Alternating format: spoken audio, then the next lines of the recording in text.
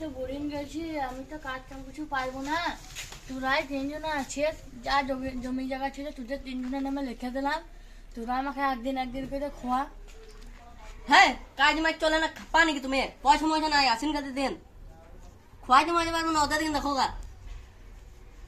তোর বড় ভাই তো কিছু বললো না, তুই দেখ।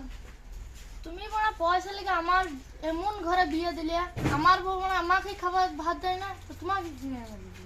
বেটা ওরা ওই দুটো শুয়ে তো দেখলো না, শালো দিন না খুঁজ দিন গরুর দুধ কিনে খাওয়াইছে তাও দেখলো না। কোথায় আমি প্রচুর ভালোবাসি বেটা, তুই তো আমাকে দেখ। তোমার বড় বেটা গুলো দিলো না তো আমি কি করবো? আমি ছোট হয়ে তোমাকে কি করে খাওয়াইতে পারবো? তুমি যাও, আমি দিতে পারবো না।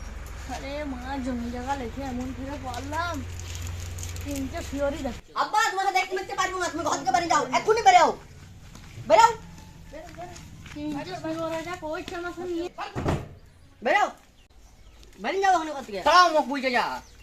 কি হলো? আমি জানতাম তোমাদের এই ছেলেগুলা এরকমই করবে, সেই জন্য আমি সেই দিন জমি ওদের নামে লিখিনি। হ্যাঁ, সেই দিন তুমি যে পেপারে সই করেছিলে সেটা নকল ছিল। সত্যি আমাদের জমি লেখনে? না রে পাঁচ ওদের না, তোদের একজনের নামে আমি একটা জমি লিখিনি। হ্যাঁ, জমি লেখনি আমাদের নামে? না তোদের নামে একটা আজ যা, 1 গুন্টা জমি চলে গেল আমাদের।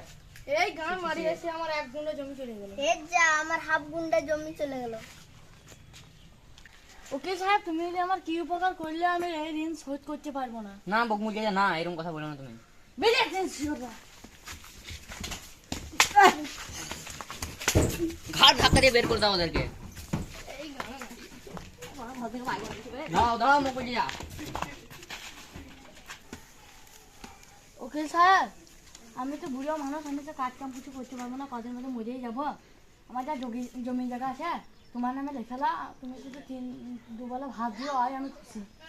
তুমি যদি অত জোর করছো তা দেখে দাও আমার নামে, দুটো ভাতই তো খাবে। এখানে সই করো, আর একটা সই করো।